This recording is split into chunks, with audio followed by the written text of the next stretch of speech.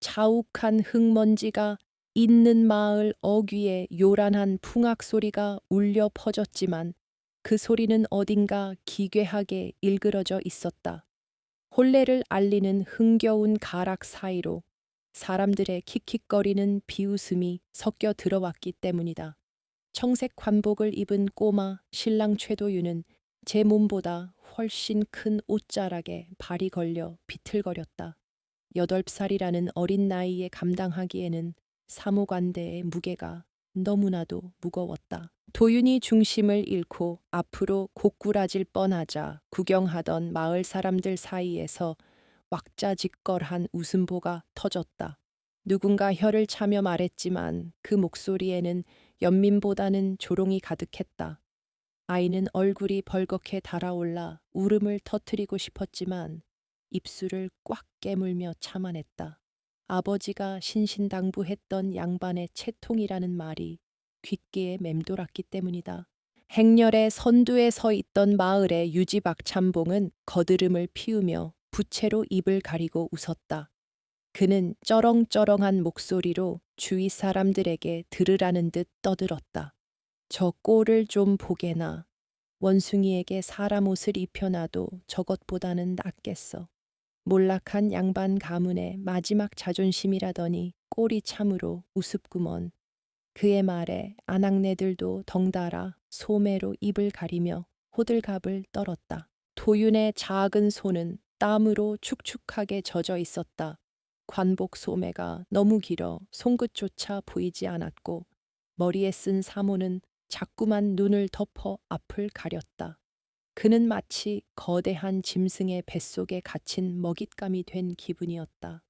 세상 모든 것이 자신을 비웃고 손가락질하는 것만 같아 숨이 턱턱 막혀왔다.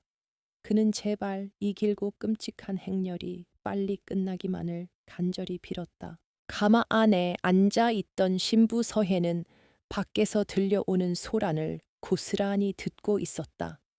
그녀는 흔들리는 가마 속에서도 흐트러짐 없이 꼿꼿하게 허리를 펴고 앉아 있었다. 19살의 그녀에게 8살 꼬마 신랑이라니 세상 사람들이 비웃을 만도 한 혼사였다. 하지만 그녀의 표정은 차갑게 가라앉아 있어 속내를 알 수 없었다. 서해는 무릎 위에 올려진 자신의 손을 내려다 보았다. 곱게 물들인 손톱이 유난히 붉어 보였다. 친정 가문이 영모에 휘말려 멸문지화를 당하지 않았더라면 이런 산골 마을로 시집올 일은 없었을 것이다. 그녀는 자신의 처지를 비관하는 대신 밖에서 들려오는 박참봉의 목소리를 기억 속에 깊이 새겨 넣었다. 저 자의 목소리, 그 오만함과 경박함을 결코 잊지 않으리라 다짐했다. 신랑 행렬이 마침내 초의 진사댁 마당에 들어섰을 때 이미 마당은 구경꾼들로 발 디딜 틈이 없었다. 쇠락해가는 기와집은 곳곳이 낡아 있었지만 오늘만큼은 억지로 화려함을 가장하고 있었다. 낡은 기둥에 붙은 붉은 종이가 바람에 처량하게 나부꼈다. 도유는 마당에 깔린 멍석 위로 올라서려다 다시 한번 긴 옷자락을 밟고 휘청거렸다. 아이고, 우리 꼬마 신랑님 넘어지시면 코 깨질라. 박참봉의 하인 중 하나가 비아냥거리는 투로 소리치자 또다시 폭소가 터졌다. 도윤의 아버지 초의 진사는 마루에 앉아 헛기침만 해대며 애써 그들의 무례함을 못 본 척하고 있었다. 힘을 잃은 가장의 비겁한 침묵은 어린 아들의 어깨를 더욱 짓눌렀다. 도윤은 왈칵 쏟아지려는 눈물을 삼키며 고개를 푹 숙였다. 가마꾼들이 가마를 내려놓자 신부의 수모가 다가와 가마 문을 열었다. 서해가 천천히 몸을 일으켜 밖으로 나오자 왁자지껄 하던 소음이 잠시 잦아들었다. 낡은 혼례복을 입었음에도 불구하고 그녀에게서 뿜어져 나오는 기품은 시골 마을 안악들과는 확연히 달랐기 때문이다. 서해는 주위를 둘러보지 않고 곧장 멍석 중앙으로 걸어갔다. 그녀의 시선이 잠시 덜덜 떨고 있는 작은 등짝에 머물렀다. 도유는 겁에 질린 강아지처럼 잔뜩 움츠러들어 있었다. 서해는 속으로 깊은 한숨을 삼켰다. 저 아이가 내 남편이라니, 그리고 내가 평생을 의지하고 지켜야 할 사람이라니. 하지만 그녀의 눈빛에는 실망보다는 기묘한 연민과 결기가 서려 있었다. 혼례 절차가 시작되자 도유는 수모가 시키는 대로 기계적으로 움직였다. 절을 하기 위해 무릎을 꿇으려 할 때마다 관복이 걸리적거려 애를 먹었다. 그때마다 구경꾼들은 마치 광대의 제주를 구경하듯 환호성을 질렀다. 신랑이 절을 하는 게 아니라 춤을 추는구먼. 누군가의 외침에 도윤의 얼굴은 수치심으로 하얗게 질려갔다. 박참봉은 술에 거나하게 취해 붉어진 얼굴로 초의 진사에게 다가갔다. 진사 어른, 며느리가 들어왔으니 이제 집안 살림 좀 피겠습니다 그려.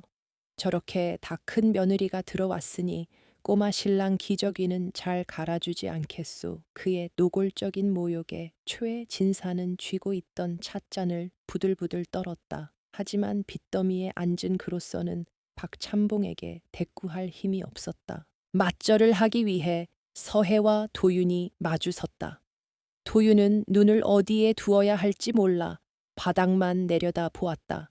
자신의 가슴께에도 오지 않는 어린 신랑을 내려다보며 서해는 미동도 하지 않았다.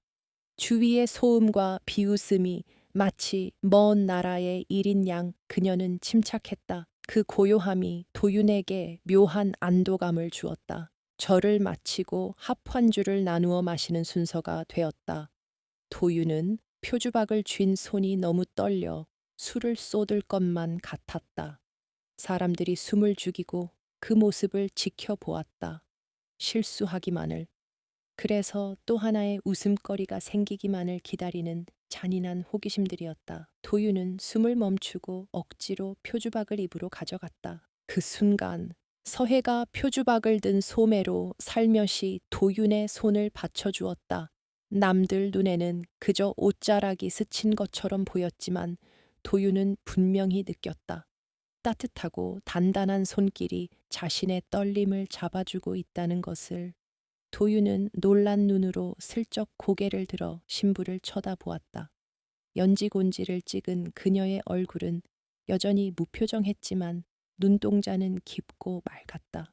혼례가 끝나고 신방으로 향하는 길에도 놀림은 멈추지 않았다. 오늘 밤에 신랑이 엄마 찾아서 울면 며느리가 젖이라도 물려야 하는 거 아닌가. 박참봉 일행의 질펀한 농담이 뒤통수에 꽂혔다. 도윤은 귀를 막고 싶었지만 그럴 수 없었다. 그는 도망치듯 서해의 뒤를 따라 신방이 꾸며진 안채로 들어갔다. 문이 닫히고 바깥 세상의 소음이 차단되자 방 안에는 무거운 정막만이 감돌았다. 촛불 그림자가 벽에 일렁거렸다. 도윤은 구석에 쭈그리고 앉아 무릎을 끌어안았다. 이제 단둘이 남았다는 사실이 밖의 사람들보다 더 무섭게 느껴졌다. 소문으로 듣던 덩치 큰 호랑이 같은 마누라가 자신을 잡아먹을지도 모른다는 공포가 밀려왔다. 서해는 조용히 족두리를 벗어 옆에 내려놓았다. 그리고 천천히 도윤이 있는 구석으로 다가갔다. 도윤은 히익 소리를 내며 더욱 몸을 웅크렸다.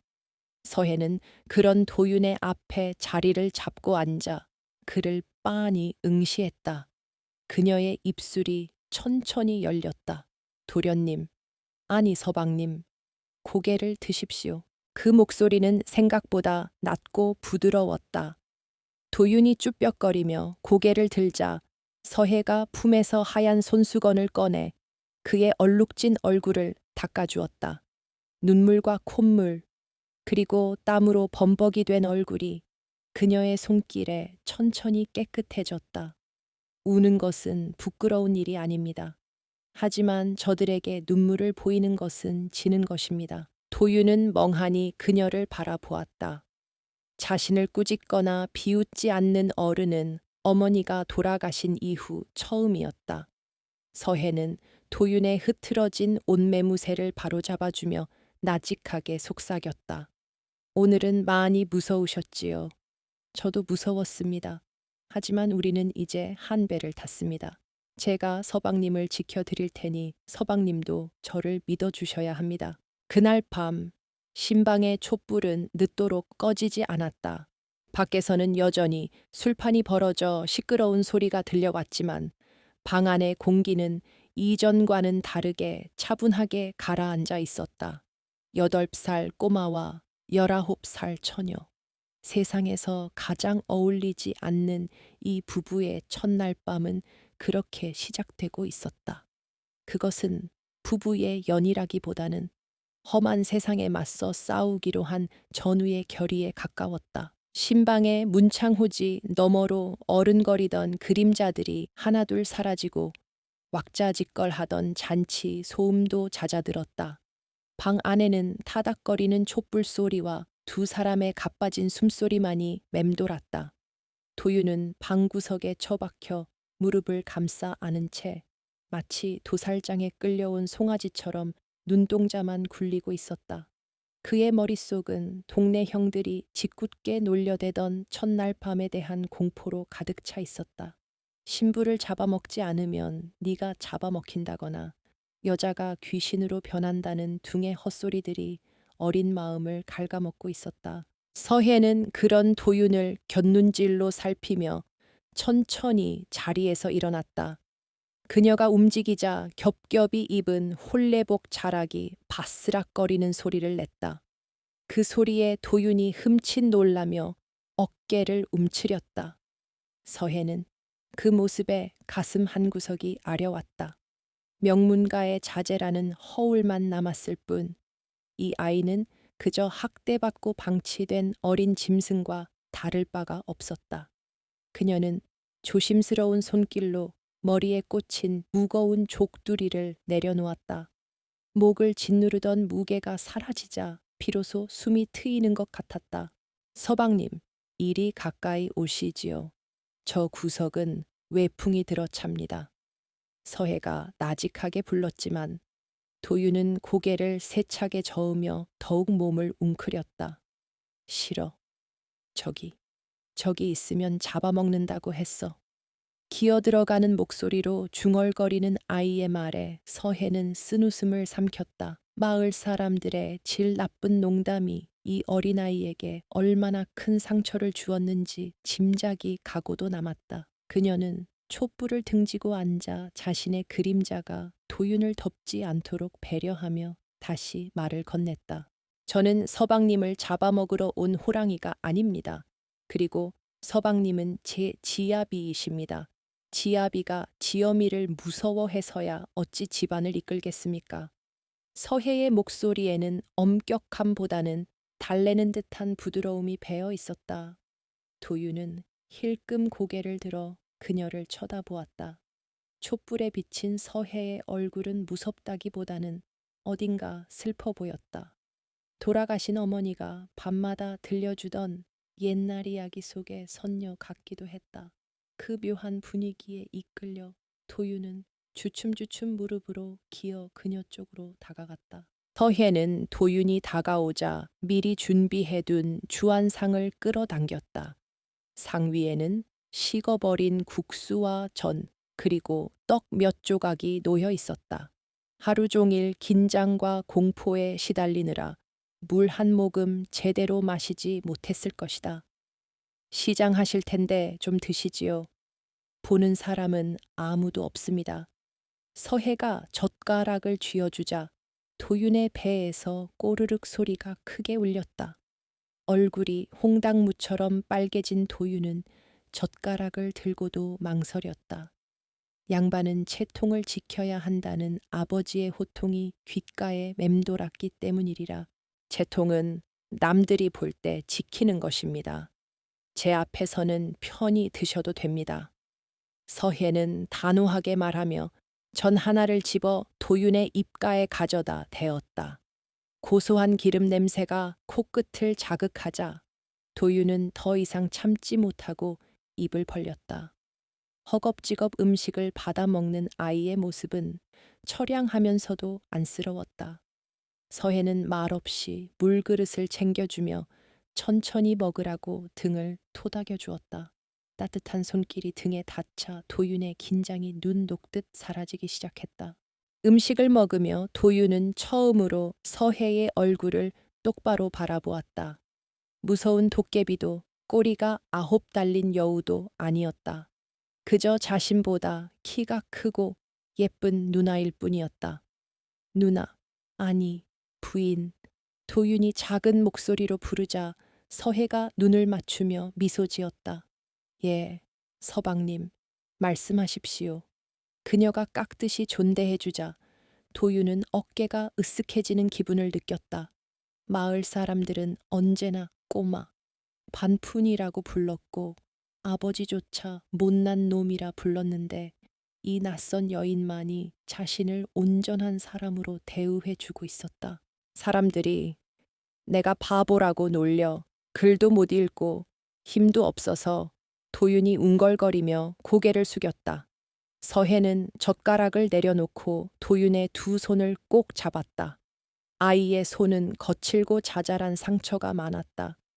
아마도 동네 아이들에게 괴롭힘을 당하거나 굳은 일을 하다가 생긴 상처일 것이다. 그녀의 눈빛이 순간 서늘하게 빛났다.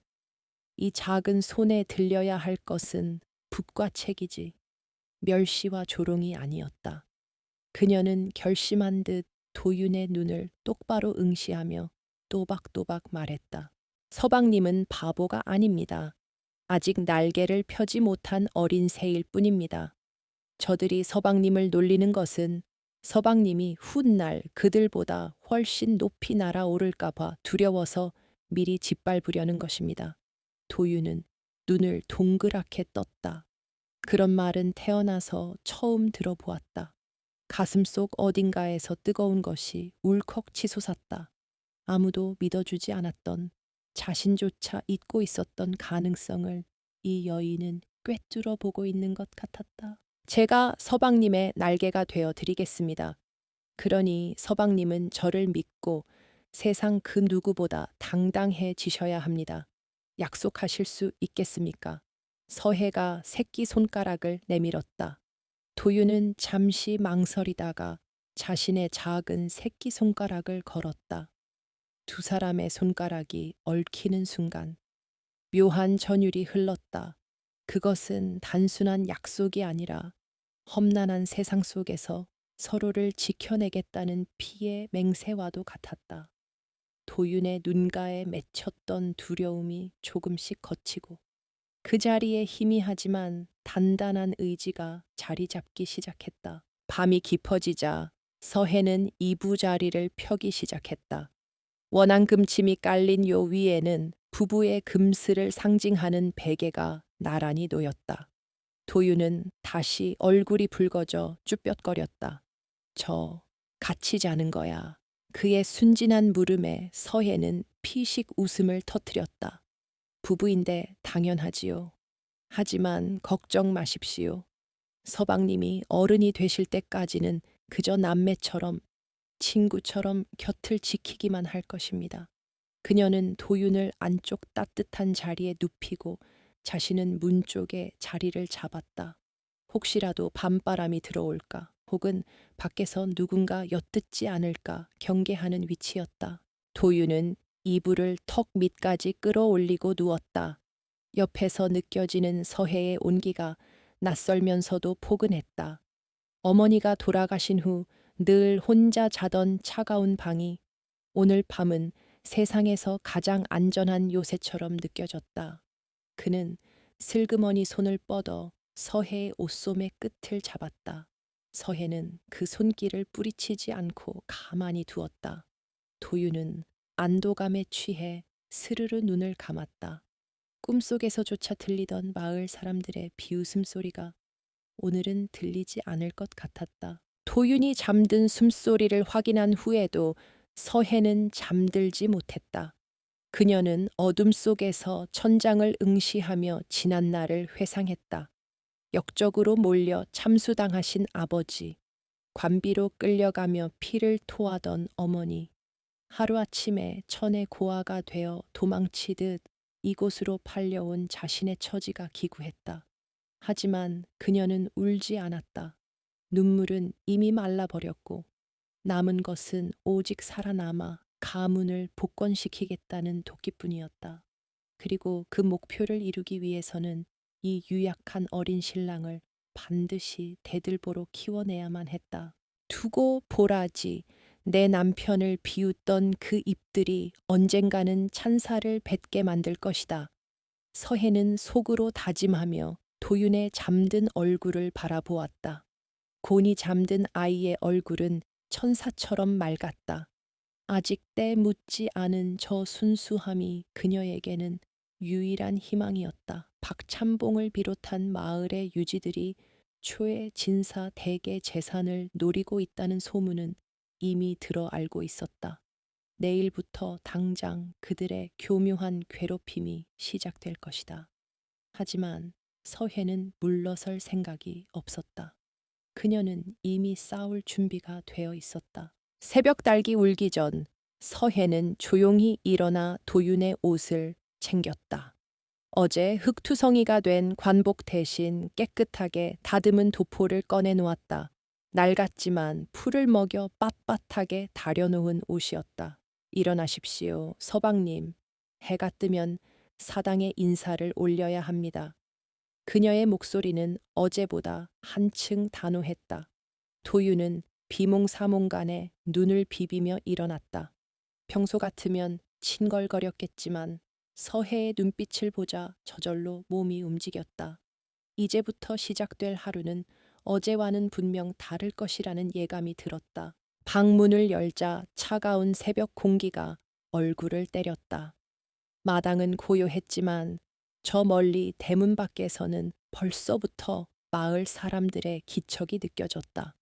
우물가에 모인 안악들의 수군거림, 일하러 가는 남정네들의 거친 농담소리, 그 모든 것이 이 집을 향한 보이지 않는 화살이었다.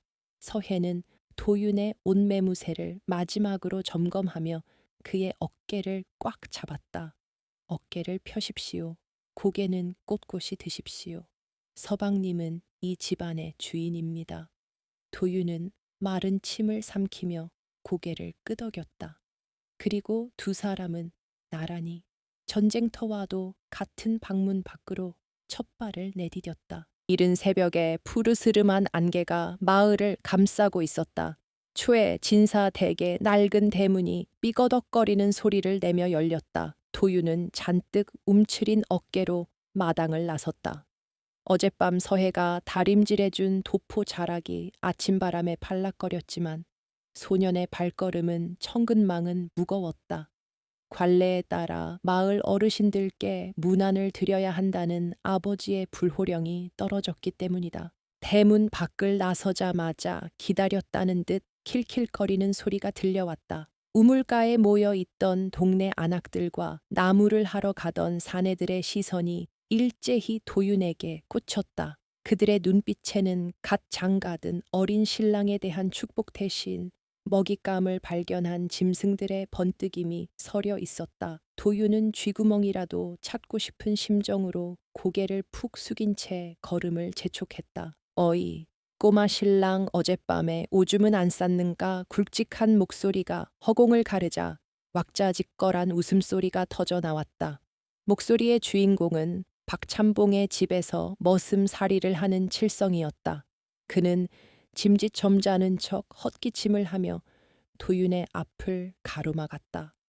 덩치 큰 사내의 그림자가 도윤의 작은 몸을 덮치자 도윤은 숨이 턱 막히는 공포를 느꼈다. 칠성이는 짓궂은 미소를 지으며 옆에 놓여 있던 지게를 발로 툭 찼다.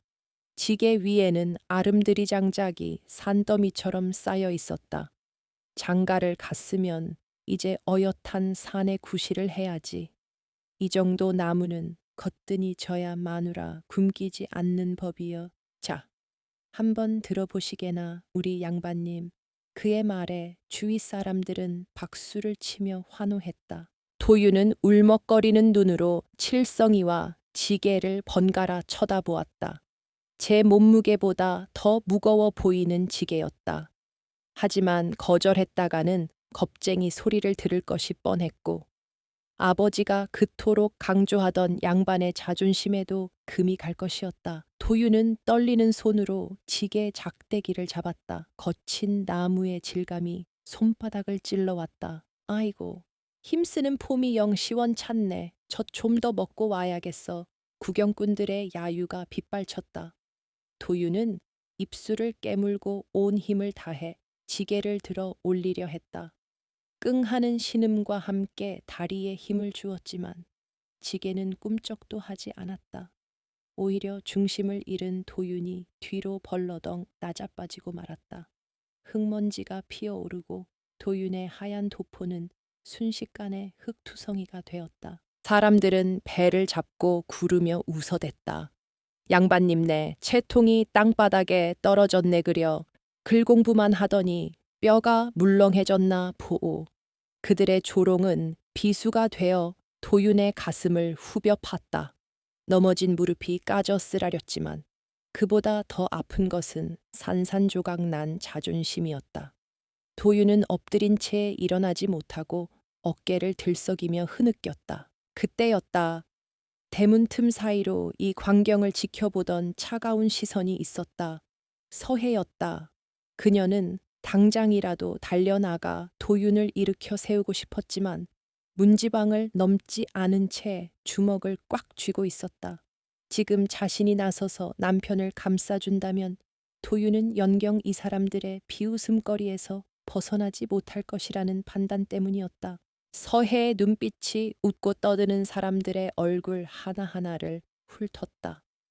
칠성이의 득의양양한 표정, 박수치며 즐거워하는 아낙네들의 비틀린 인매, 그리고 그 뒤에서 뒷짐을 지고 구경하는 박찬봉의 거만한 자태까지 그녀는 그 모든 것을 마음속 깊은 곳에 새겨 넣었다.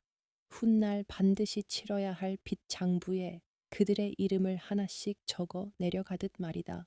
도윤이 비틀거리며 겨우 몸을 일으켰을 때 그의 눈에는 눈물과 흙먼지가 뒤범벅되어 있었다. 더 이상 그곳에 있을 수가 없어 도윤은 도망치듯 집 안으로 뛰어들어왔다. 대문을 닫고 나서야 참았던 울음이 터져 나왔다. 억울하고 분했다. 자신이 힘이 없다는 것이, 그리고 아무도 자신을 도와주지 않는다는 것이 뼈저리게 사무쳤다. 마당 한구석에 서 있던 서해가 천천히 도윤에게 다가왔다. 그녀는 아무 말 없이 품에서 손수건을 꺼내 도윤의 흙투성이가 된 얼굴을 닦아주었다.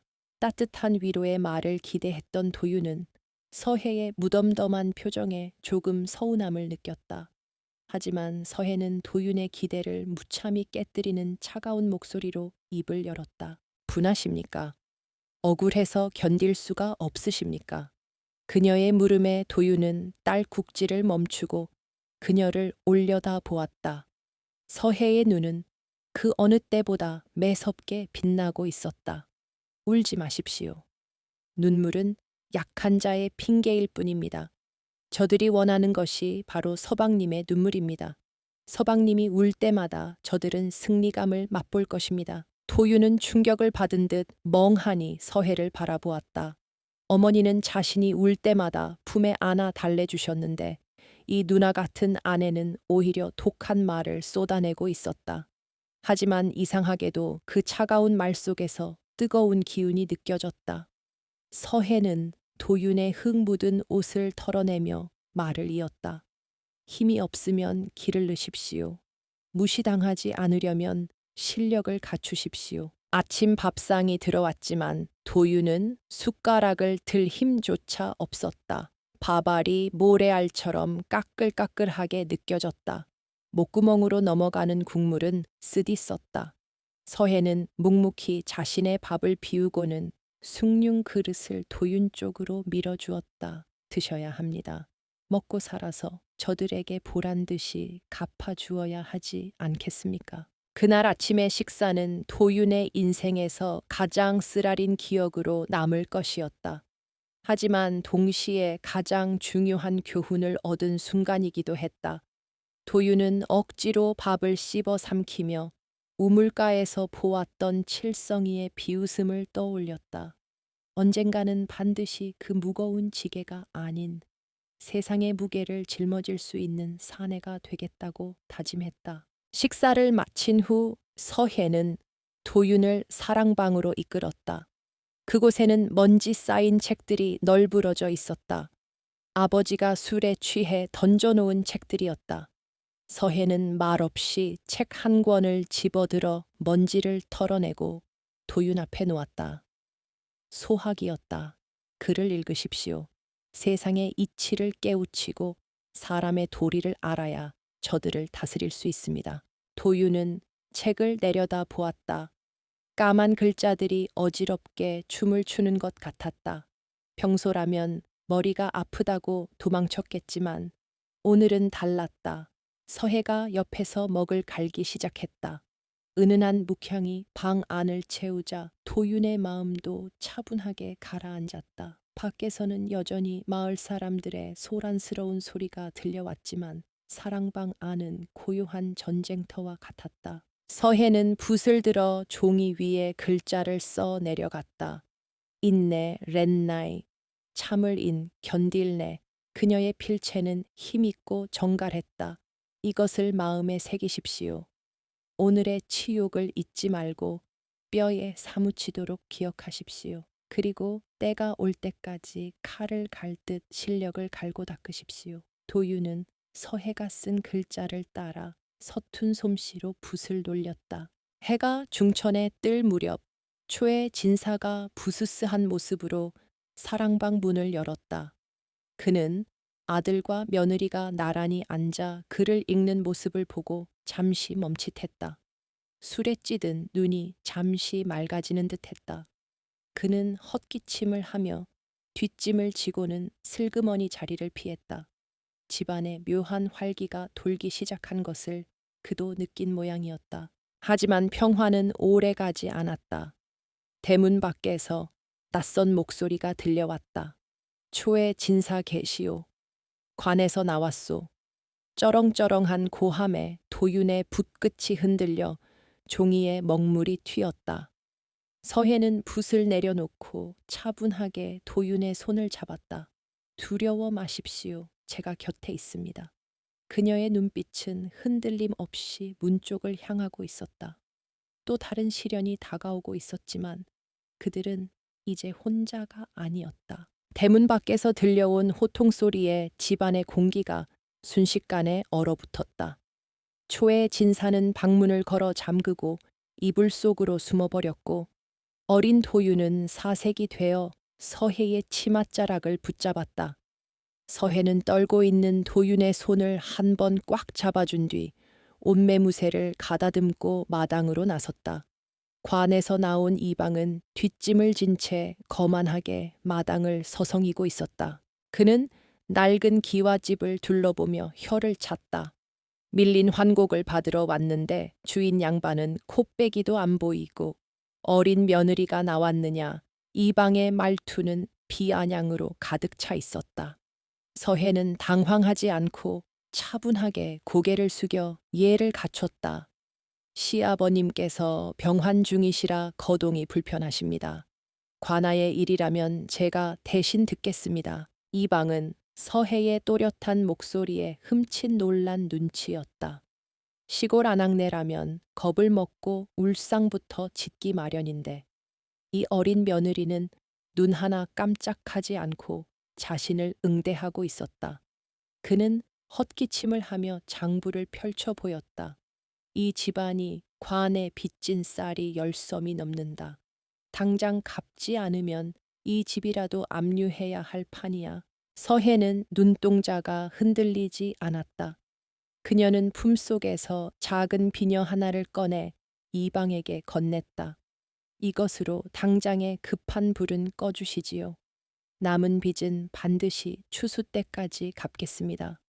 양반 가문의 명예를 걸고 약조합니다. 은으로 만든 비녀가 햇빛을 받아 반짝였다. 그것은 서해가 친정에서 가져온 유일한 폐물이었다. 이방은 비녀를 받아들고 탐욕스러운 눈빛으로 요리조리 살펴보았다. 꽤 값이 나가는 물건임을 알아챈 그는 슬그머니 표정을 풀었다. 허, 어린 며느리가 제법이군. 알겠네. 내 이번 한 번만 눈 감아주지. 하지만 다음번엔 어림없다. 그는 비녀를 챙겨 넣고는 콧노래를 부르며 대문을 나섰다. 도유는 문틈으로 그 모든 과정을 지켜보고 있었다. 자신의 아버지는 이불 속에 숨어 있는데 갓 들어온 아내는 집안을 지키기 위해 자신의 소중한 물건을 내놓았다. 부끄러움이 밀려왔다. 서해가 방으로 돌아오자 도유는 고개를 들지 못했다. 미안해. 나 때문에. 기어 들어가는 목소리로 사과했다. 서해는 도윤 앞에 앉아 그의 턱을 들어 올렸다. 미안해 할 시간이 있으면 책을 펴십시오. 비녀는 다시 사면 그만입니다. 하지만 잃어버린 자존심은 누가 대신 찾아주지 않습니다. 그녀의 목소리는 엄격했지만 눈빛에는 안타까움이 서려 있었다. 도유는 눈물을 닦고 다시 책상 앞에 앉았다. 그날 밤부터 서해의 혹독한 가르침이 시작되었다. 촛불 하나만을 켜둔 방 안에서 서해는 도윤에게 글자 하나하나를 씹어 먹듯 읽게 했다. 단순히 글을 읽는 것이 아니었다. 소리가 배에서 우러나오지 않으면 가차없이 회초리로 바닥을 내리쳤다. 목구멍으로 운걸거리는 소리는 짐승의 소리입니다. 사람의 말을 하십시오. 도유는 졸음이 쏟아져 눈꺼풀이 천근망은이었지만 서해에 섰을 퍼런 기세에 감히 잠들 수 없었다. 서해는 도윤의 자세가 흐트러질 때마다 죽비로 어깨를 툭툭 쳤다. 허리를 펴야 정신이 섭니다. 구분 등에는 가난과 멸시만 내려앉을 뿐입니다. 그녀의 말은 어린 도윤의 뼈에 사무쳤다. 글 공부가 끝나면 담력 훈련이 이어졌다. 서해는 도윤에게 촛불을 뚫어지게 응시하게 했다. 눈을 깜빡이지 말고 불꽃의 중심을 보십시오. 사람의 눈을 피하는 자는 세상의 주인이 될 수 없습니다. 도윤의 눈에서 눈물이 주르륵 흘러내렸지만 그는 이를 악물고 불꽃을 노려보았다. 처음에는 무서웠던 서해가 시간이 지날수록 거대한 산처럼 느껴지기 시작했다. 그녀는 단순히 무서운 선생님이 아니었다. 도윤이 어려운 구절을 이해하지 못해 쩔쩔맬 때면 그녀는 놀라울 정도로 명쾌하게 그 뜻을 풀이해 주었다. 웬만한 훈장님보다 더 깊은 학식을 가진 그녀의 모습에 도윤은 경외감마저 들었다. 하루는 도윤이 너무 힘들어 울음을 터뜨렸다. 나 안 할래. 너무 힘들어 책을 집어 던지고 바닥에 드러누워 버렸다. 서해는 아무 말 없이 책을 주워 먼지를 털었다. 그리고 조용히 도윤의 등 뒤로 다가와 그를 안아주었다. 따뜻한 천이 등에 닿자 도윤의 울음소리가 잦아들었다. 힘드신 거 압니다. 도망치고 싶은 마음도 압니다. 서해가 도윤의 귀에 속삭였다. 하지만 서방님, 지금 멈추면 평생 박참봉의 하인들이나 비웃는 바보로 살아야 합니다. 저는 서방님이 그리 사는 것을 볼 수 없습니다. 그녀의 목소리에 물기가 어려 있었다. 도윤은 그제야 깨달았다. 이 독한 가르침 속에 숨겨진 그녀의 절박한 진심을 도윤은 다시 책상 앞에 앉았다. 이번에는 누가 시키지 않아도 스스로 허리를 펴고 붓을 잡았다.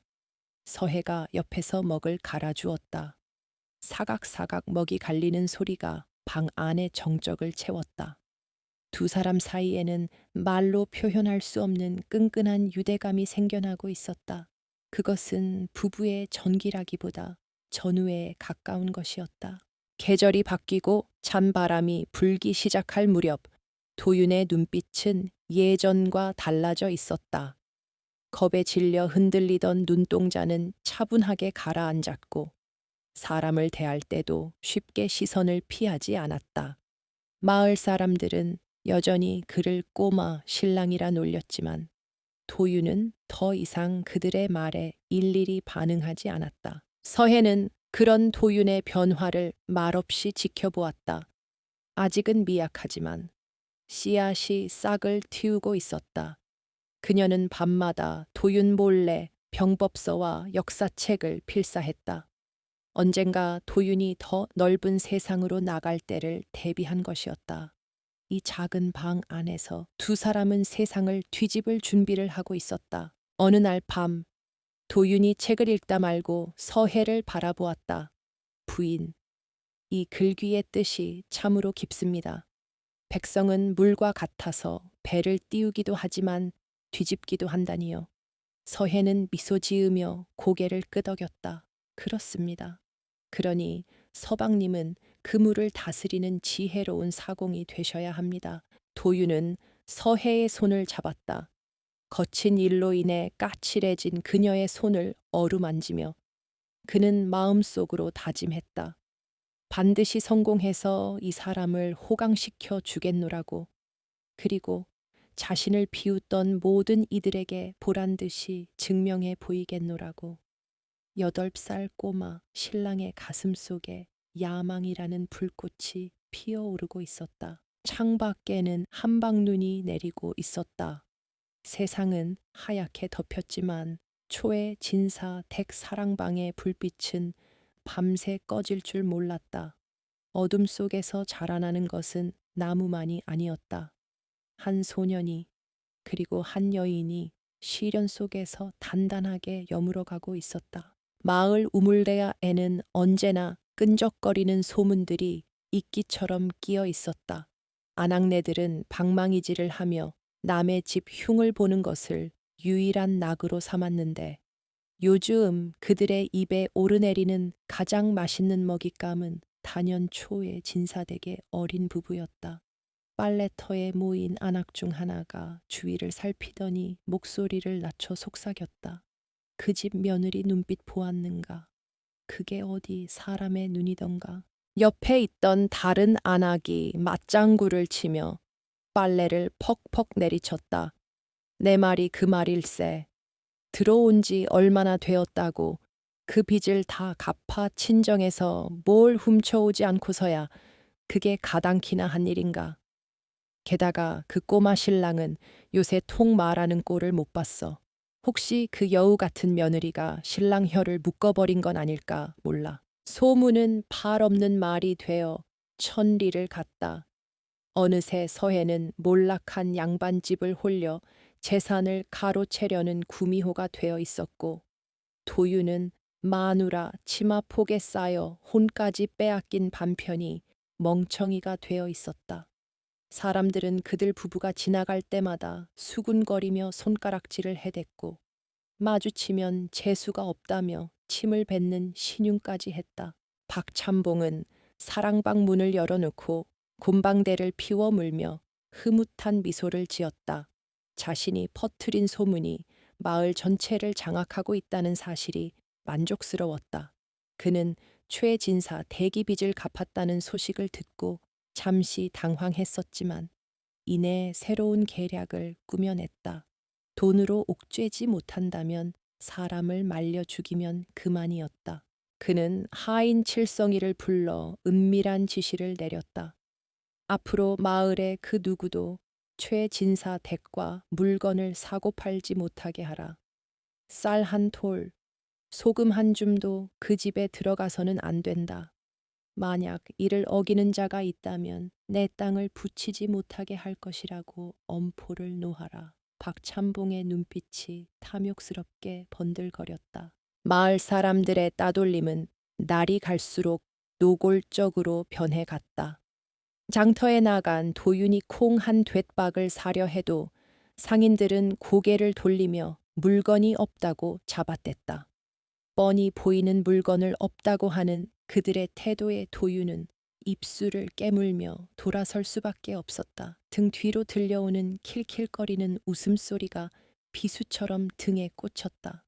도유는 텅 빈 망태기를 들고 터덜터덜 집으로 돌아왔다.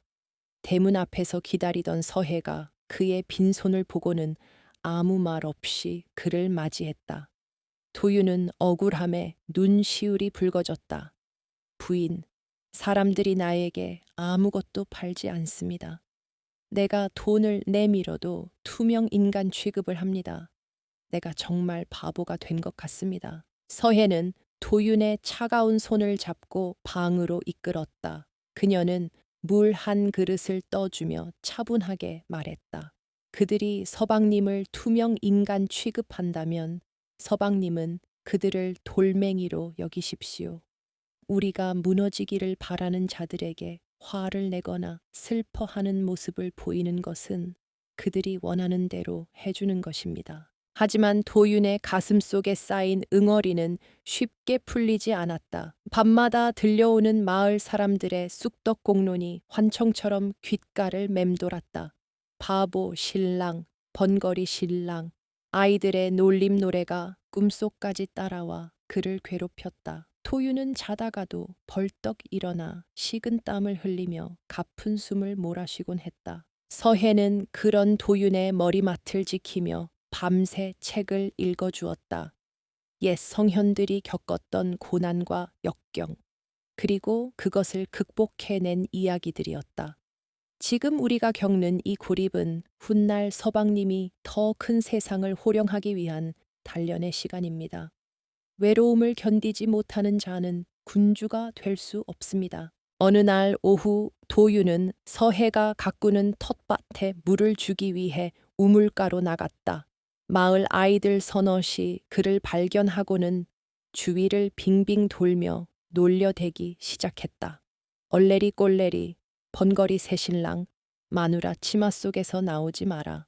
아이들은 돌멩이를 던지며 도윤을 위협했다. 날아온 돌멩이 하나가 도윤의 이마를 스치고 지나갔다. 붉은 피가 주르륵 흘러내려 눈가를 덮었다. 예전 같으면 주저앉아 울음을 터뜨렸을 도윤이었다. 하지만 그는 서해가 가르쳐준 대로 두 발을 땅에 단단히 박고 섰다. 그리고 흐르는 피를 소매로 쓱 닦아내며 아이들을 노려보았다. 도윤의 눈빛은 서늘하게 가라앉아 있었다. 항상 울보라고 놀리던 아이들은 도윤의 예상치 못한 반응에 흠칫 놀라 뒷걸음질 쳤다. 도윤은 아무 말도 하지 않았지만 그 침묵 속에는 천마디의 고함보다 더 무거운 위압감이 서려 있었다. 겁에 질린 아이 하나가 울음을 터뜨리며 도망치자 나머지 아이들도 뿔뿔이 흩어졌다. 멀리서 이 광경을 지켜보던 칠성이는 기분이 묘했다.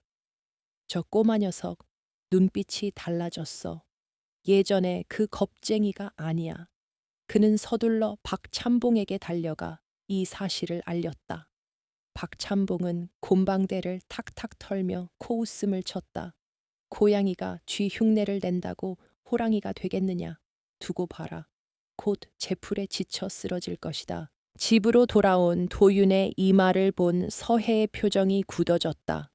그녀는 말없이 약초를 찧어 상처에 발라주었다. 쓰라린 통증에도 도윤은 미동도 하지 않았다. 부인, 나는 오늘 울지 않았습니다. 도망치지도 않았습니다. 도윤의 목소리는 작지만 단단했다. 서해는 도윤의 눈을 깊이 들여다보았다. 그 속에서 타오르는 작은 불꽃을 보았다. 잘하셨습니다. 이제 서방님은 껍질을 깨고 나오기 시작했습니다. 하지만 방심해서는 안 됩니다. 저들은 서방님이 강해지는 것을 두려워하여 더 악랄하게 공격해 올 것입니다. 우리는 더 깊은 어둠 속에서 힘을 길러야 합니다. 그날 이후 초의 진사 대계 대문은 굳게 닫혔다. 사람들은 그 안에서 무슨 일이 일어나는지 알 수 없었다. 다만 밤늦도록 꺼지지 않는 불빛과 가끔 들려오는 책 읽는 소리만이 그들이 아직 살아있음을 알릴 뿐이었다. 마을 사람들은 그것을 불길하게 여겼지만 서해와 도윤에게 그 시간은 세상과 단절된 채 서로를 의지하며 성장하는 소중한 시간이었다. 박참봉은 초조해지기 시작했다. 말려 죽이려 했던 계획이 틀어지고 있었다. 쌀을 팔지 않아도 그들은 텃밭을 일구어 버텼고 말을 걸지 않아도 그들은 동요하지 않았다. 오히려 그들의 침묵이 마을 사람들을 불안하게 만들고 있었다. 박찬봉은 더 강력한 한방이 필요하다는 것을 직감했다. 그는 읍내에 있는 관아의 형방과 은밀히 접촉했다. 곧 있을 마을 축제에 새로 부임한 사또가 참석한다는 정보를 입수한 것이다. 박찬봉의 입가에 비열한 미소가 번졌다.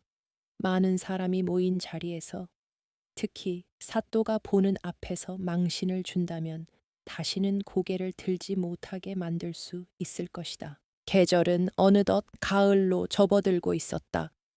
들판은 황금빛으로 물들었지만 초의 진사 댁의 가을은 유난히 춥고 쓸쓸했다. 하지만 그 쓸쓸함 속에서도 도윤의 학문은 날로 깊어지고 있었고 서해의 내조는 더욱 치밀해지고 있었다. 두 사람은 다가올 폭풍을 예감하며 묵묵히 닻을 내리고 밧줄을 단단히 메고 있었다. 마을 입구에 서 있는 장승의 표정이 유난히 험상궂게 느껴지는 날이었다. 추수를 감사하는 마을 잔치가 열리는 날이었지만 최진사댁의 공기는 무겁게 가라앉아 있었다. 아침 일찍부터 관아의 이방과 마을 향청의 심부름꾼들이 들이닥쳤기 때문이었다. 그들은 새로 부임한 사또가 마을의 유생들을 치하하고 싶어 하니 최진사 댁 아들도 반드시 참석해야 한다고 으름장을 놓고 갔다. 최진사는 방문을 걸어 잠그고 벌벌 떨었다. 이것은 분명 박찬봉의 계략이었다. 글줄이나 읊는다는 마을의 장성한 아이들 틈에 8살짜리 도윤을 세워놓고 망신을 주려는 속셈이 뻔했다. 가지 않으면 관아의 명령을 어기는 것이 되고 가면 웃음거리가 될 진퇴양난의 상황이었다. 도윤은 겁에 질려 안방 구석에 숨어 훌쩍이고 있었다. 서해는 조용히 도윤의 옷을 꺼내 다림질을 시작했다. 그녀의 손길에는 망설임이 없었다. 뜨거운 다리미가 스칠 때마다 구겨진 옷 주름이 펴지듯 그녀는 도윤의 구겨진 마음도 펴주고 싶었다. 다림질 소리만이 적막한 방 안을 채웠다. 서해는 도윤을 돌아보지 않고 나직하게 말했다. 피할 수 없는 싸움이라면 갑옷이라도 단단히 입고 나가야 합니다. 도윤은 울먹이며 고개를 저었다. 싫어. 안 갈 거야. 형들이 나를 바보라고 놀릴 거야. 사또나리도 나를 비웃을 거야. 아이의 공포는 실체가 있는 괴물처럼 거대했다. 지난번 장터에서의 수모와 우물가에서의 조롱이 떠올라 몸이 사시나무처럼 떨렸다. 서해는 다리미를 내려놓고 도윤에게 다가가 그의 어깨를 잡았다. 서방님, 저들이 노리는 것은 서방님이 도망치는 모습입니다. 겁쟁이가 되어 숨는 순간 우리는 영영 저들의 발밑에서 벗어날 수 없습니다. 서해의 눈빛은 단호했지만 목소리는 애타는 호소에 가까웠다. 그녀는 도윤의 눈물을 닦아주며 계속해서 속삭였다. 제가 같이 갑니다. 그림자처럼 곁에 있을 테니 두려워 마십시오. 결국 도윤은 서해의 손에 이끌려 억지로 옷을 입었다. 풀 먹인 하얀 도포와 깨끗한 가시 제법 의젓해 보였지만 도포 자락 아래로 보이는 작은 손은 쉼없이 떨리고 있었다. 서해는 도윤의 허리춤에 작은 주머니 하나를 매달아 주었다.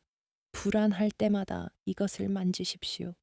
제 마음이 그 안에 들어 있습니다. 마을 광장은 이미 사람들로 인산인해를 이루고 있었다. 돼지 잡는 냄새와 술 냄새가 진동했고 꽹과리 소리가 정신을 쏙 빼놓았다. 상석에는 비단 옷을 입은 박찬봉이 거만하게 앉아 있었고 그 옆에는 깐깐해 보이는 인상의 사또가 부채를 붙이며 앉아 있었다. 박찬봉은 도윤이 나타나자 입꼬리를 비릿하게 올리며 사또에게 귓속말을 했다. 저기 오는 아이가 바로 그 몰락한 초의 진사대계 신동이라 불리는 아들입니다. 박찬봉의 비아냥 섞인 소개에 사또의 시선이 도윤에게 꽂혔다. 8살 꼬마가 긴장해서 쭈뼛거리는 모습에 사또는 흥미 없다는 듯 고개를 돌렸다. 박찬봉은 이때다 싶어 큰 소리로 외쳤다. 자, 오늘 같은 좋은 날에 우리 마을 학동들의 글솜씨를 안 볼 수 없지 않겠나. 마당 한가운데에 멍석이 깔리고 서안들이 놓였다. 이미 10대 중반이 넘어 보이는 덩치 큰 학동들이 붓을 들고 자리를 잡았다. 그들은 도윤을 보며 낄낄거리거나 혀를 찼다. 도윤은 사람들 시선이 두려워 자꾸만 서해의 치마폭 뒤로 숨으려 했다. 하지만 서해는 부드럽게 도윤의 등을 떠밀었다. 가십시오. 당신의 자리는 저기입니다. 도윤이 떨리는 걸음으로 멍석 위에 올라앉자 구경꾼들이 술렁거렸다. 아이고, 저 꼬마가 뭘 안다고 저기에 앉혀부시나 제대로 쥐겠어. 노골적인 무시와 조롱이 쏟아졌다. 박찬봉은 짐짓 점잖은 척하며 문제를 냈다. 오늘 시제는 충종이다.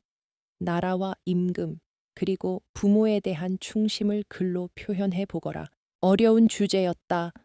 다른 학동들은 익숙하게 먹을 갈고 거침없이 붓을 놀리기 시작했다. 하지만 도윤은 멍하니 화선지만 내려다보고 있었다. 머릿속이 새하얘져 아무 생각도 나지 않았다. 먹을 까는 손이 너무 떨려 검은 먹물이 멍석 위로 뚝뚝 떨어졌다. 그 모습을 본 박찬봉이 껄껄 웃었다. 먹물로 지도를 그리는구나. 구경꾼들의 웃음소리가 도윤의 귀를 찔렀다. 사또마저 쯧쯧 혀를 차며 한심하다는 눈빛을 보냈다. 도윤은 당장이라도 붓을 던지고 도망치고 싶었다. 숨이 가빠오고 눈앞이 흐려졌다. 그때 군중들 틈에 서 있는 서해와 눈이 마주쳤다. 그녀는 아무 말도 하지 않았지만 입 모양으로 무언가를 말하고 있었다. 허리를 펴십시오. 서해의 입 모양을 읽은 도윤은 깜짝 놀라 정신을 차렸다. 그녀는 흔들림 없는 눈빛으로 도윤을 지탱해주고 있었다. 도윤은 서해가 챙겨준 허리춤의 주머니를 꽉 쥐었다. 그 안에는 딱딱한 무언가가 들어 있었다. 아버지가 아끼시던 낡은 벼루 조각이었다. 우리 가문의 정신이다. 서해가 했던 말이 떠올랐다. 도윤은 심호흡을 크게 한 번 내쉬었다. 그리고 천천히, 아주 천천히 먹을 다시 갈기 시작했다. 주위의 소음이 조금씩 멀어지는 기분이 들었다. 그는 눈을 감고 서해가 밤마다 읽어주던 책의 구절들을 떠올렸다. 춘기란 무엇인가? 단순히 임금에게 맹세하는 것이 아니라 자신의 마음 중심을 잡는 것이다. 하지만 여전히 붓끝은 무거웠다. 다른 아이들은 벌써 한 장을 가득 채우고 의기양양하게 주위를 둘러보고 있었다. 박찬봉은 노골적으로 시간을 재촉했다. 아직도 한 글자도 못 썼느냐. 글을 모르면 지금이라도 내려가서 떡이나 얻어먹거라. 그의 모욕적인 언사에 도윤의 얼굴이 붉게 달아올랐다. 그 순간 도윤의 머릿속에 지난날 칠성이에게 당했던 수모와 마을 아이들이 던진 돌멩이 그리고 밤새 잠 못 이루며 책을 읽어주던 서해의 목소리가 주마등처럼 스쳐 지나갔다. 분노가 치밀어 올랐지만 이번에는 그 분노가 뜨겁게 폭발하지 않고 차갑게 응집되었다. 그는 붓을 꽉 쥐었다. 도윤이 붓을 화선지에 가져다 대는 순간 바람이 불어 종이가 팔락거렸다.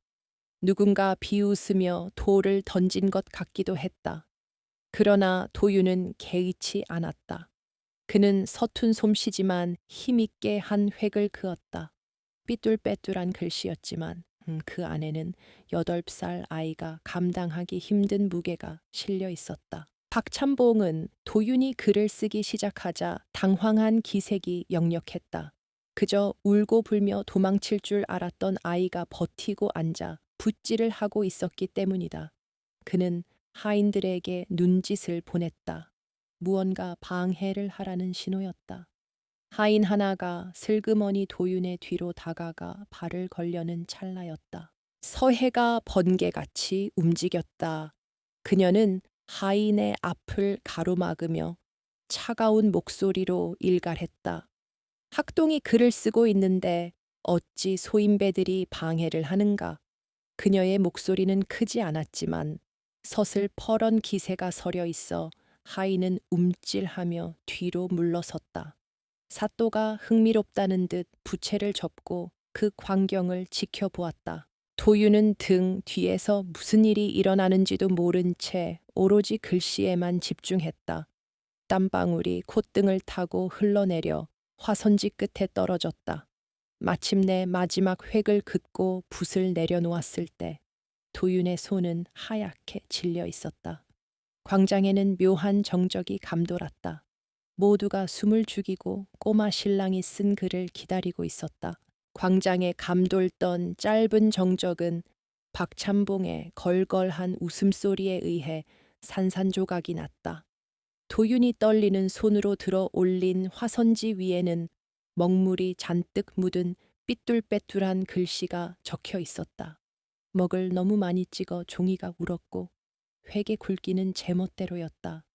그것은 명필과는 거리가 먼 영락없는 8살 아이의 낙서처럼 보였다. 저것 좀 보게 닭발에 먹물을 묻혀 밟고 지나가도 저것보다는 낫겠네. 박찬봉이 배를 잡고 뒤로 넘어갈 듯 웃어젖히자 눈치를 살피던 마을 사람들도 와하하 웃음을 터뜨렸다. 그 웃음소리는 수천 개의 화살이 되어 도윤의 작은 가슴에 날아와 박혔다. 도윤은 얼굴이 불덩이처럼 달아올라 고개를 들 수가 없었다. 사또 역시 실망한 기색이 역력했다. 그는 부채로 코앞에 먼지를 쫓는 신용을 하며 혀를 찼다. 신동이라더니 소문이 헛것이었구먼. 글씨에 기골이 없고 정신이 산만하니 그 집안의 가풍을 알만하다.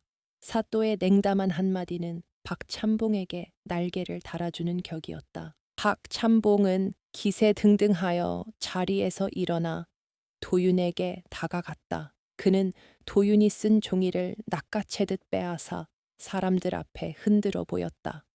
이런 글씨를 사또나리 앞에서 내보이다니.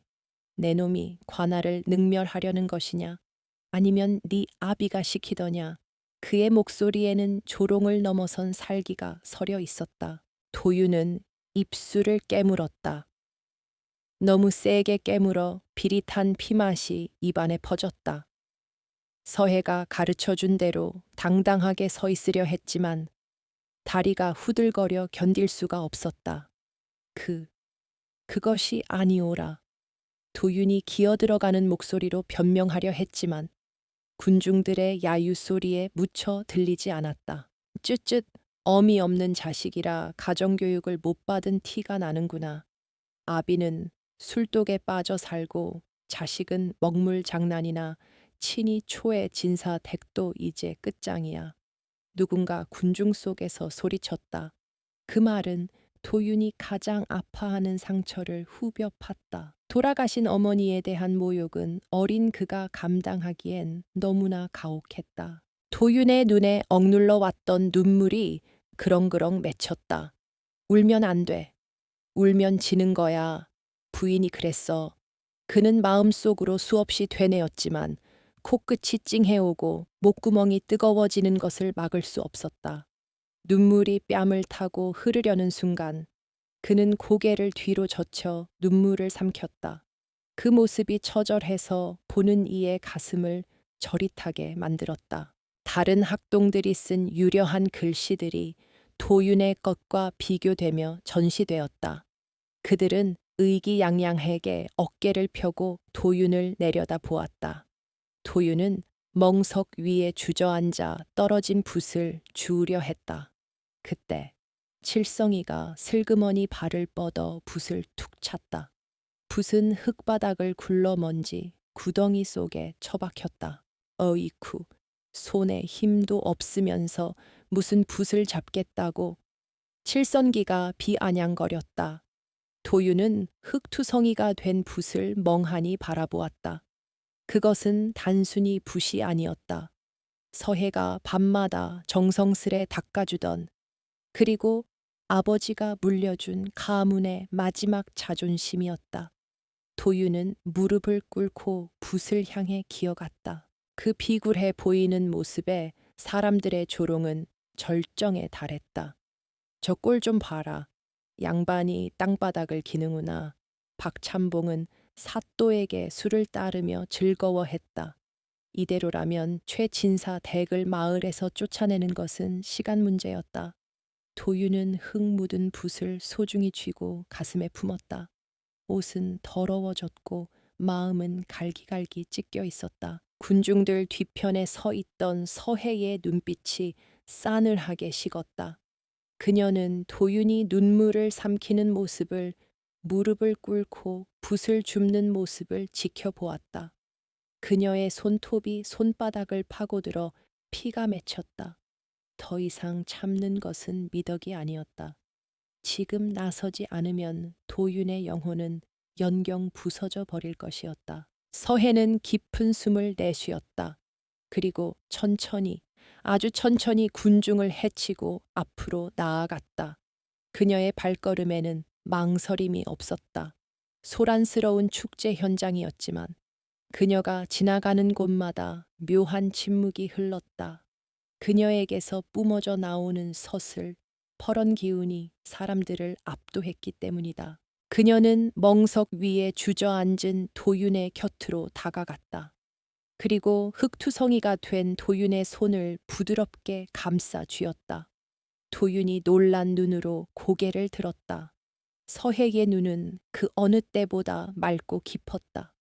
그녀는 품에서 하얀 손수건을 꺼내 도윤의 붓을 정성스럽게 닦았다. 마치 귀한 보물을 다루듯 조심스러운 손길이었다. 일어나십시오, 서방님. 서해의 목소리는 낮았지만 광장의 소음을 뚫고 또렷하게 들려왔다. 서방님은 죄인이 아닙니다. 고개를 숙여야 할 자들은 따로 있습니다. 그녀는 도윤을 일으켜 세우고는 옷의 먼지를 털어주었다. 그리고 천천히 고개를 돌려 박찬봉과 사또가 앉아있는 단상을 응시했다. 박찬봉은 며느리가 나타나자 불쾌한 듯 인상을 찌푸렸다. 아니, 남정네들 노는 곳에 안악이 끼어들어 당장 끌어내지 않고 뭐 하느냐. 하인들이 서해를 향해 달려들려 했다. 하지만 서해는 눈 하나 깜짝하지 않고 그들을 노려보았다. 그 눈빛이 어찌나 매섭던지 하인들은 주춤하며 멈춰섰다. 사또 나리께 여쭙고 싶은 것이 있어 왔습니다. 서해의 목소리가 광장에 울려 퍼졌다. 그녀는 예를 갖추어 절을 올렸지만 그 태도에는 비굴함이 전혀 없었다.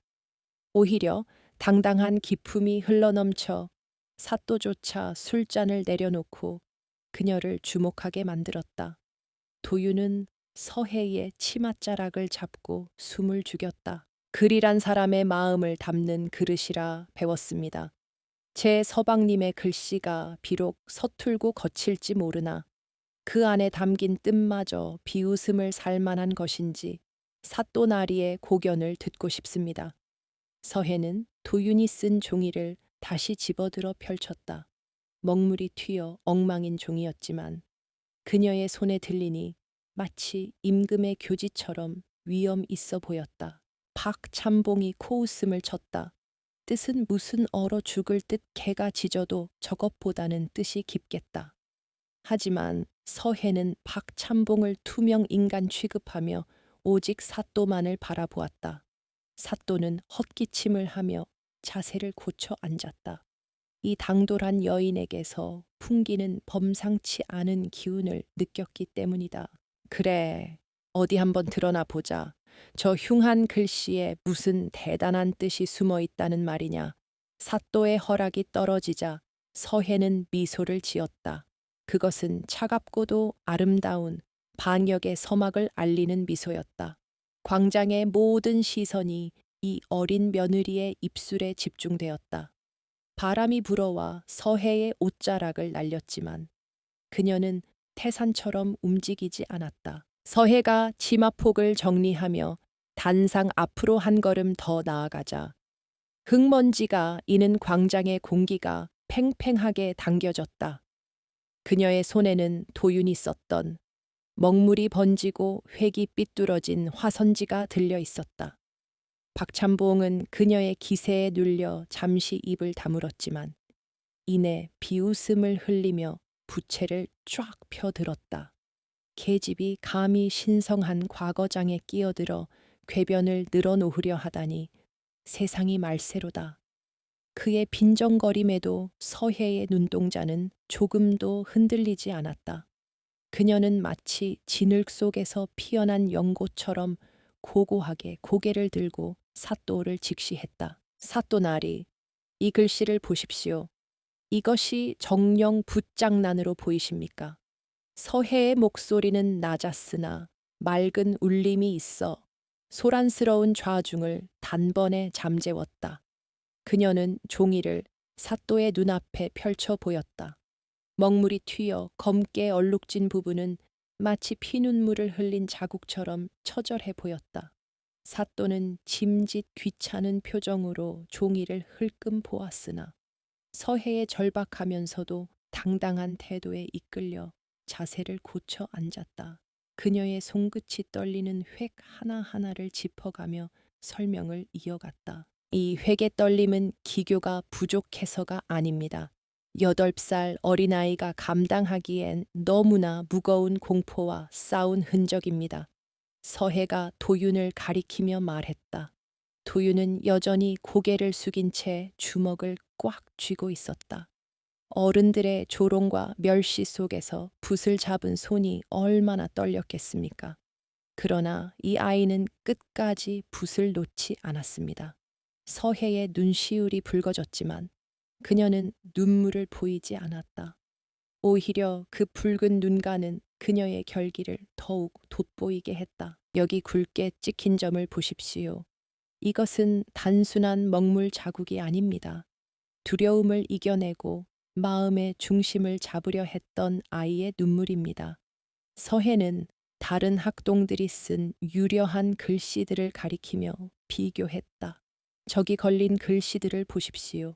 기름진 음식을 먹고 따뜻한 방에서 자란 이들의 글씨는 매끄럽고 화려합니다. 하나 그 안에 진정거린 고뇌가 있습니까? 그저 배운 대로 흉내낸 껍데기일 뿐입니다. 그녀의 날카로운 지적에 칭찬받던 학동들의 얼굴이 울그락불그락해졌다. 충이라 함은 마음의 중심을 잡는 것입니다. 서해가 힘주어 말했다. 바람이 불고 비가 와도 흔들리지 않는 것이 진정한 충입니다. 사방에서 비웃음이 빗발치고 돌멩이가 날아드는 상황에서도 이 아이는 도망치지 않고 자신의 자리를 지켰습니다. 그리고 끝내 글자를 완성했습니다. 이것이야말로 진정한 충기 아니고 무엇이겠습니까? 서해의 논리는 빈틈이 없었고 그 호소력은 듣는 이의 가슴을 파고들었다. 사또는 수염을 쓰다듬으며 도윤의 글씨를 다시 들여다보았다. 서해의 말을 듣고 보니 삐뚤어진 획들이 달리 보이기 시작했다. 그것은 엉망인 낙서가 아니라 폭풍우 속에서도 꺾이지 않으려 몸부림친 어린 대나무의 모습과 같았다. 사또의 눈빛이 깊어지자 박찬봉은 초조함을 감추지 못하고 헛기침을 해댔다. 사또, 저런 말장난에 넘어가시면 아니 되옵니다. 그저 붓질도 못하는 멍청이를 감싸려는 아낙네의 치마바람일 뿐입니다. 박찬봉의 방해에도 아랑곳하지 않고 서해는 말을 이었다. 진정한 선비는 겉모습이 아닌 그 뜻을 봅니다. 사또 나리께서는 이 고을의 어버이시니 부디 껍데기가 아닌 알맹이를 보아주십시오. 그녀는 무릎을 꿇고 사또에게 종기를 바쳤다. 그 모습이 어찌나 간절하고 비장한지 구경하던 마을 사람들조차 숨을 죽이고 결과를 기다렸다. 칠성이를 비롯한 하인들도 침을 꿀꺽 삼키며 사또의 입만 바라보았다. 사또가 천천히 입을 열었다. 부인의 말에 일리가 있소. 글씨는 마음의 거울이라 했지. 내 비록 이 아이의 필체가 서투르다는 것은 부인할 수 없으나 그 기계만큼은 가상하다 여겨지는구려.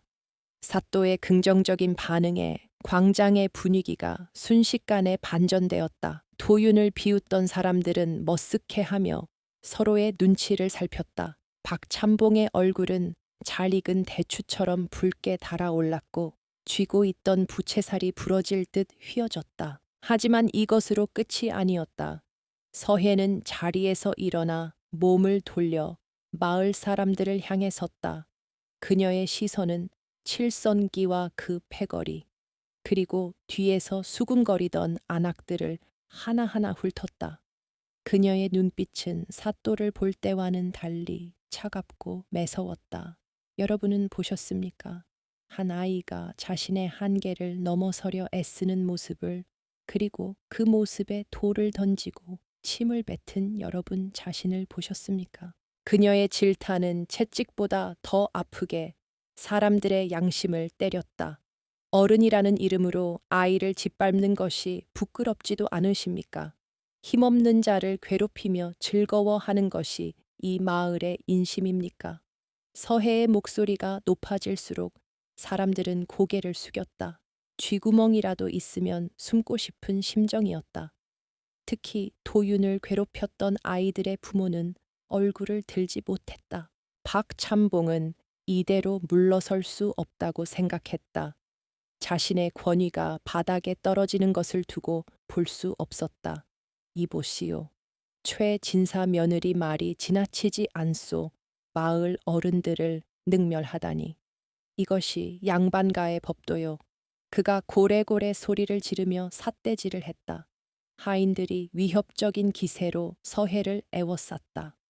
도윤은 겁에 질려 서해의 옷자락을 붙잡았다. 그러나 서해는 물러서지 않았다. 그녀는 도윤을 등 뒤로 감추고 박참봉을 정면으로 노려보았다. 법도를 논하시니 대답해 드리지요. 어른이 어른답지 못하면 아이가 배울 곳이 없고 양반이 양반답지 못하면 백성이 따를 곳이 없습니다. 참봉 어르신께서는 오늘 이 자리에서 무엇을 보여주셨습니까? 탐욕과 오만입니까? 아니면 아량과 덕입니까? 서해의 일침에 박참봉은 말문이 막혔다. 가슴속에서 뜨거운 것이 치밀어 올랐지만 반박할 말이 떠오르지 않았다. 주위에서 웅성거리는 소리가 들려왔다. 며느리 말이 맞네. 맞아. 우리가 너무했어. 박참봉이 너무 심했지. 여론이 서해 쪽으로 기울기 시작했다. 사또 역시 박참봉을 한심하다는 눈초리로 바라보고 있었다. 이때 도윤이 서해의 등 뒤에서 슬그머니 나왔다. 그는 여전히 떨고 있었지만 더 이상 숨지 않았다. 그는 서해가 닦아준 붓을 두 손으로 꼭 쥐고 있었다. 부인, 도윤이 작은 목소리로 불렀다. 서해가 고개를 돌려 그를 바라보았다. 도윤의 눈에는 눈물이 고여 있었지만 그것은 두려움의 눈물이 아니었다. 고마움과 존경, 그리고 무언가 결심한 듯한 의지의 눈물이었다. 도윤은 사또 앞으로 걸어 나갔다. 그리고 넙죽절을 올렸다. 사또 나리, 소인이 부족하여 심려를 끼쳐드렸습니다. 하지만 제 아내의 말처럼 저는 도망치지 않았습니다. 앞으로도 도망치지 않을 것입니다. 도윤의 목소리는 아직 앳되었지만 그 안에 담긴 울림은 결코 가볍지 않았다. 사또는 흐뭇한 미소를 지으며 고개를 끄덕였다. 그래, 그 마음 변치 말거라. 박참봉은 분을 참지 못해 부들부들 떨었다. 이대로 물러나면 마을에서의 위신이 땅에 떨어질 것이 뻔했다. 그는 마지막 발악을 하듯 소리쳤다. 말재주로 사람을 홀리는구먼. 글씨가 엉망인 것은 사실이 아니냐. 사또, 저 녀석에게 다시 기회를 주십시오.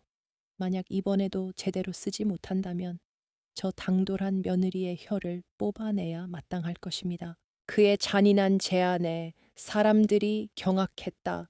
하지만 사또는 흥미롭다는 듯 눈을 반짝였다. 이미 기세가 오른 서해와 도윤을 시험해 보고 싶은 마음이 생긴 것이다. 좋다. 박찬봉의 말대로 한 번 더 기회를 주지. 대신 이번에는 그냥 글씨가 아니라 시를 한 수 지어 보거라. 주제는 사또가 잠시 고민하다가 입을 열었다. 주제는 부부 다 너희 두 사람의 모습을 시로 표현해 보거라. 사또의 말에 서해와 도윤은 서로를 바라보았다. 가장 어려운 주제이자 가장 할 말이 많은 주제였다. 박찬봉은 회심의 미소를 지었다. 8살짜리가 부부의 정을 알 리가 없었다.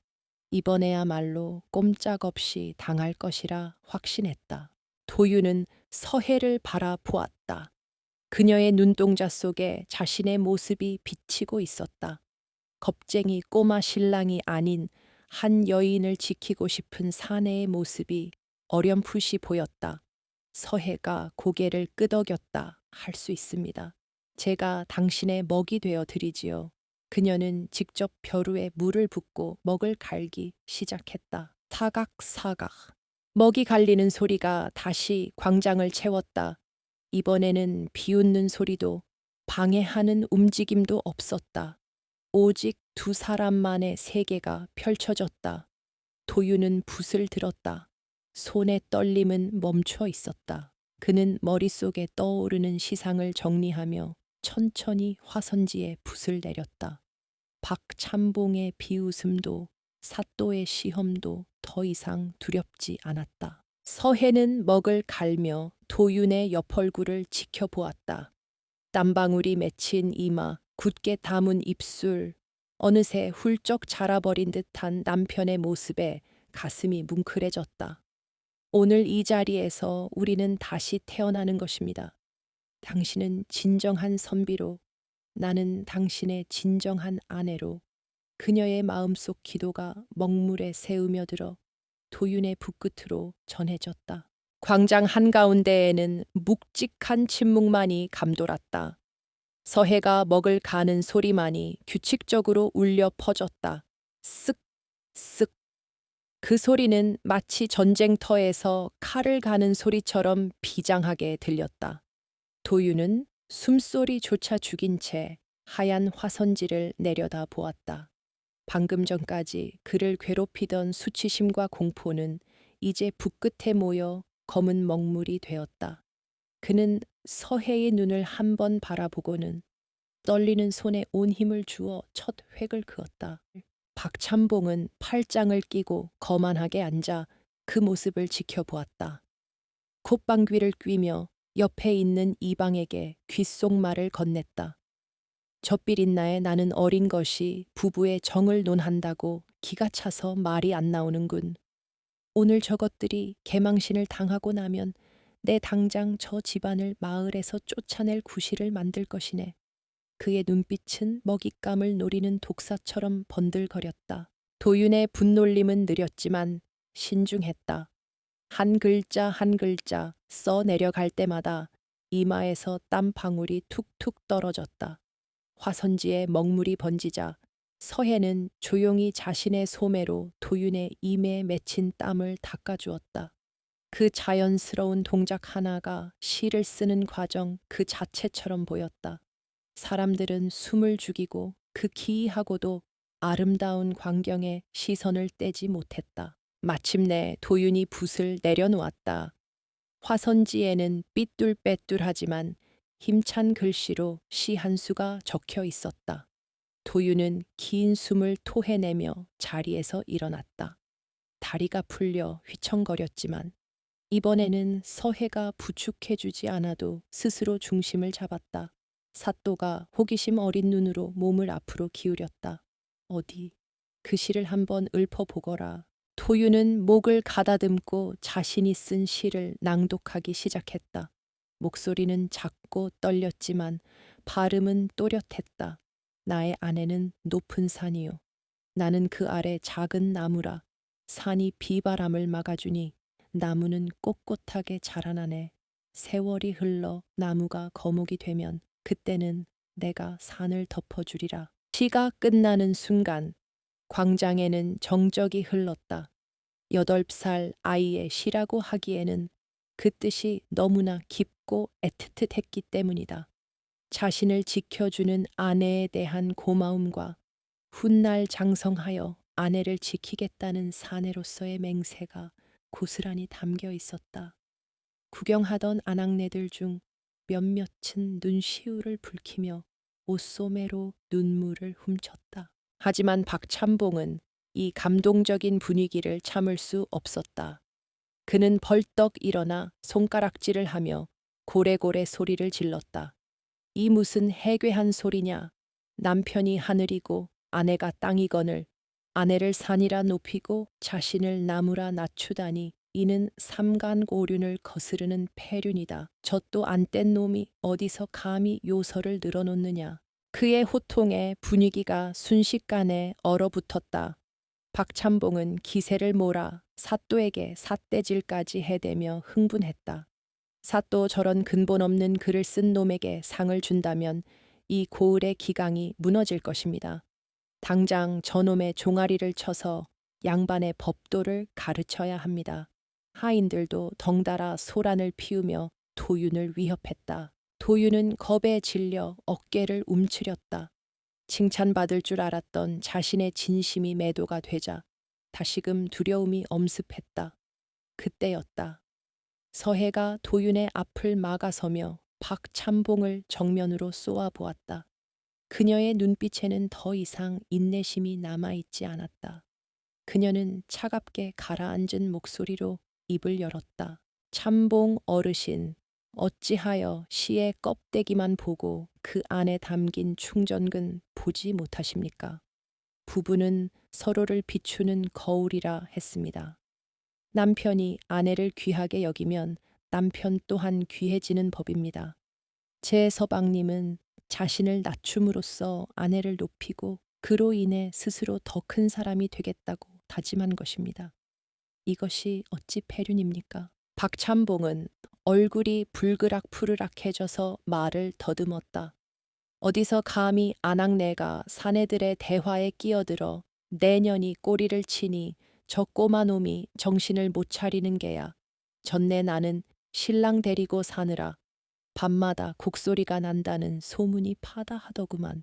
그의 입에서 나온 말은 차마 입에 담기 힘든 저속한 모욕이었다. 광장의 사람들이 경악하며 입을 다물지 못했다. 아무리 화가 나도 양반의 입에서 나올 말이 아니었다. 사또의 미간도 깊게 찌푸려졌다. 도윤은 모욕감에 주먹을 쥐고 부들부들 떨었다. 하지만 서해는 눈 하나 깜짝하지 않았다. 그녀는 오히려 싸늘하게 미소 지으며 박찬봉에게 한 걸음 다가갔다. 그녀의 입술이 열리자 서리빨 같은 한마디가 광장을 갈랐다. 나이로 어른을 가늠한다면 70 먹은 뒷산의 거북이가 이 고을의 사또가 되어야 하지 않겠습니까? 그녀의 목소리는 높지 않았으나 천둥처럼 사람들의 귓가에 꽂혔다. 박찬봉은 마치 망치로 머리를 맞은 듯 멍한 표정으로 입을 벌렸다. 서해는 멈추지 않고 결정타를 날렸다.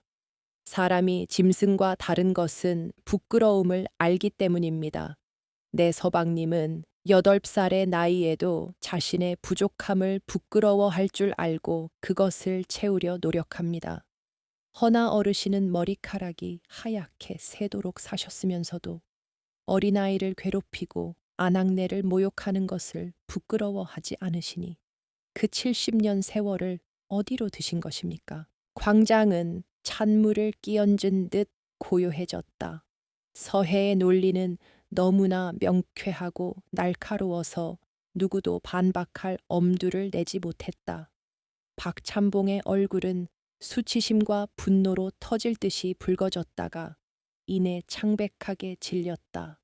그는 뻐끔거리며 무언가 말하려 했지만 목구멍에서 쇳소리만 새어나올 뿐이었다. 구경하던 사람들 사이에서 누군가 푹 하고 웃음을 터뜨렸다. 그 웃음은 전염병처럼 번져나가 곧 여기저기서 킥킥거리는 소리가 들려왔다. 박참봉의 권위에 눌려 지내던 마을 사람들이 서해의 통쾌한 일갈에 대리 만족을 느낀 것이다. 칠성이마저 고개를 숙이고 헛기침을 하며 웃음을 참았다. 사또가 부채를 탁 접으며 큰 소리로 웃었다. 하하하, 명문이로다. 명문이야. 부인의 말솜씨가 칼보다 날카롭구려. 거북이가 사또가 되어야 한다는 말은 내 평생 들어본 가장 통쾌한 비유요. 사또의 웃음소리에 박참봉은 완전히 무너져 내렸다. 그는 다리에 힘이 풀려 주저앉고 말았다. 사또는 자리에서 일어나 단상 아래로 내려왔다. 그리고 도윤의 어깨를 두드리며 말했다. 훌륭한 시였다. 네가 비록 나이는 어리나 그 기계와 마음가짐은 이미 어른 못지않다. 그리고 무엇보다 천하의 보물을 아내로 맞이했으니 너는 이미 성공한 사내다. 사또의 칭찬에 도윤은 벅차오르는 감정을 주체하지 못하고 눈물을 흘렸다. 사또는 뒤이어 박참봉을 차갑게 내려다 보았다.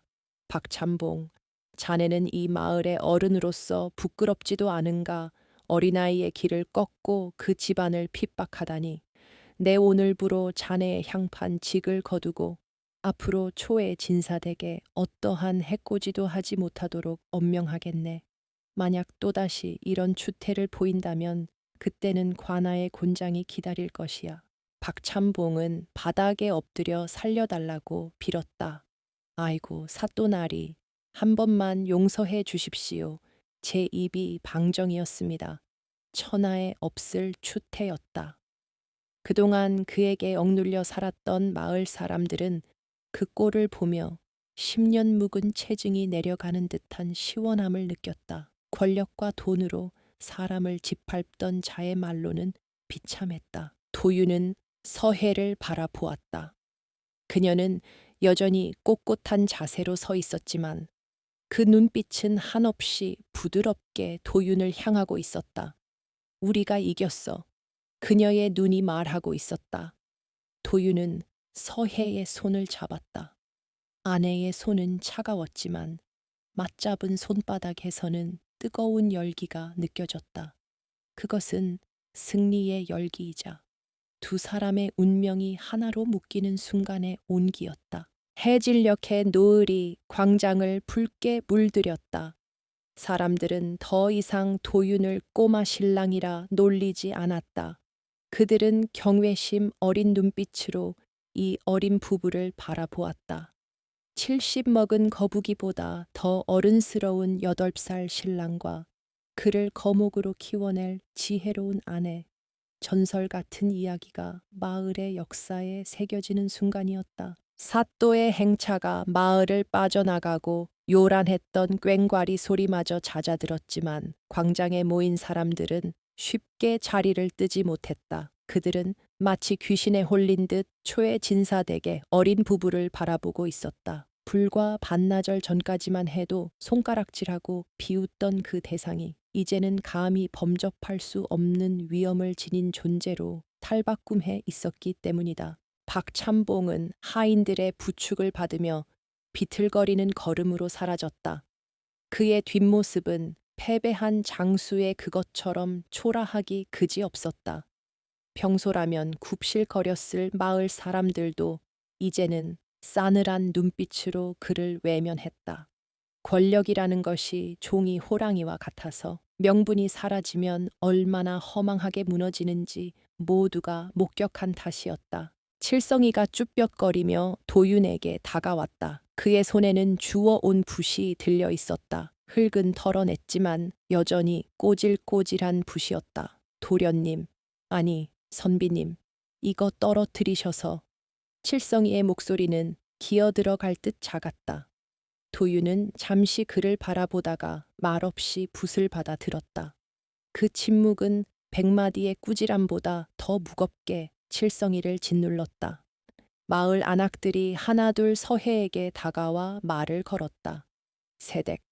아니 부인, 우리가 그동안 눈이 멀었었나 포. 미안하네. 떡이라도 좀 가져가시게. 그들은 부끄러움에 얼굴을 붉히며 앞침에 싸 온 음식들을 내밀었다. 서해는 그들을 냉대하지 않았다. 대신 엷은 미소를 지으며 고개를 숙여 감사를 표했다. 진정한 승리자는 적을 부끄럽게 만들되 그들을 벼랑 끝으로 내몰지 않는 법이었다. 집으로 돌아오는 길, 달빛이 두 사람의 그림자를 길게 늘어뜨렸다. 아침에 나설 때는 도살장에 끌려가는 소처럼 무거웠던 발걸음이 이제는 구름 위를 걷는 듯 가벼웠다. 도유는 자꾸만 옆에서 걷는 서해를 훔쳐보았다. 달빛을 받은 그녀의 얼굴은 관음보살처럼 온화하면서도 강인해 보였다. 부인, 아까 그 말, 거북이 이야기는 정말 통쾌했습니다. 도윤이 참았던 숨을 터트리듯 말했다. 서해가 피식 웃음을 터트렸다. 속이 시원하셨습니까? 저도 그 영감탱이의 불그락푸르락한 얼굴을 보니 10년 묵은 체증이 내려가는 듯 했습니다. 두 사람은 마주 보고 소리내어 웃었다. 그것은 부부로서 처음 나누는 진정한 웃음이었다. 대문에 들어서자 초의 진사가 마당을 서성이고 있었다. 그는 아들이 돌아오는 소리에 화들짝 놀라며 다가왔다. 소식을 들었다. 네가 시를 지어 박참봉의 코를 납작하게 만들었다지. 초의 진사의 목소리는 떨리고 있었다. 도유는 아버지 앞에서 의젓하게 고개를 끄덕였다. 예, 아버님, 부인의 덕분입니다. 최진사는 며느리를 바라보았다. 그동안 술주정뱅이 시아버지라 무시당할까 피해 다녔던 자신이 부끄러웠다. 그는 헛기침을 하며 뒷짐을 졌지만 눈가에는 이슬이 맺혀 있었다. 고맙다. 우리 집안을 살렸어. 내 이제부터는 술을 끊고 다시 글을 읽으마. 죽은 내 어미 볼 면목은 생겨야 하지 않겠느냐. 그날 밤 초의 진사 댁의 사랑방에는 늦도록 웃음꽃이 피었다. 가난하고 쇠락해가던 집안에 희망이라는 등불이 켜진 것이다. 도유는 잠자리에 누워 천장을 바라보았다. 더 이상 마을 사람들의 비웃음 소리가 들리지 않았다. 대신 서해가 갈아주던 먹의 향기와 사또가 칭찬하던 목소리만이 귓가에 맴돌았다. 세월은 유수와 같이 흘렀다. 계절이 바뀌고 해가 거듭될수록 도윤의 키는 자랐고 어깨는 넓어졌으며 목소리는 굵어졌다. 그는 더 이상 울보꼬마 신랑이 아니었다. 서해의 엄격하면서도 따뜻한 내조 덕분에 그는 인근 고을에서 제일 가는 수제로 소문이 자자해졌다. 박참봉은 그날의 충격으로 병석에 누워 시름시름 앓다가 세상을 떠났고 그의 집안은 기울어 마을을 떠났다. 마을 사람들은 이제 초의 진사 댁을 지나갈 때마다 옷깃을 여미고 고개를 숙였다. 그것은 두려움 때문이 아니라 그 집안에서 흘러나오는 학문의 깊이와 덕망에 대한 존경심 때문이었다. 10년 후 도윤이 과거를 보러 한양으로 떠나는 날이 되었다. 마을 어귀에는 그를 배웅하려는 사람들로 인산인해를 이루었다. 갓을 쓰고 도포를 입은 도윤의 모습은 눈부시게 훤칠했다. 그는 말에 오르기 전 서해 앞으로 다가갔다. 세월의 흔적이 묻어나는 서해의 얼굴은 여전히 고왔다. 부인, 다녀오겠습니다. 내 반드시 장원 급제하여 부인에게 비단 옷을 입혀 드리리다. 도윤이 서해의 두 손을 잡고 말했다. 이제는 서해보다 훨씬 커진 도윤이 그녀를 내려다보고 있었다. 서해는 눈물을 글썽이며 미소 지었다. 비단 옷은 필요 없습니다. 그저 서방님이 백성을 위한 큰 나무가 되어주시면 그것으로 족합니다. 도윤은 고개를 끄덕이고 말에 올랐다. 그가 채찍을 휘두르자 말이 힘차게 흙먼지를 일으키며 달려나갔다. 서해는 도윤의 모습이 점이 되어 사라질 때까지 자리를 지켰다. 10년 전 코를 흘리며 제 뒤에 숨던 꼬마 신랑은 이제 세상을 품을 준비가 된 대장부가 되어 떠났다. 바람이 불어와 서해의 옷자락을 흔들었다. 그녀는 하늘을 올려다 보았다. 구름 사이로 햇살이 눈부시게 쏟아져 내리고 있었다. 긴 어둠의 터널을 지나 마침내 맞이한 찬란한 아침이었다. 그녀는 마음속으로 조용히 되뇌었다. 이제부터가 진짜 시작이라고. 당신은 산이 되고 나는 그 산을 지키는 흙이 되어 영원히 함께 할 것이라고.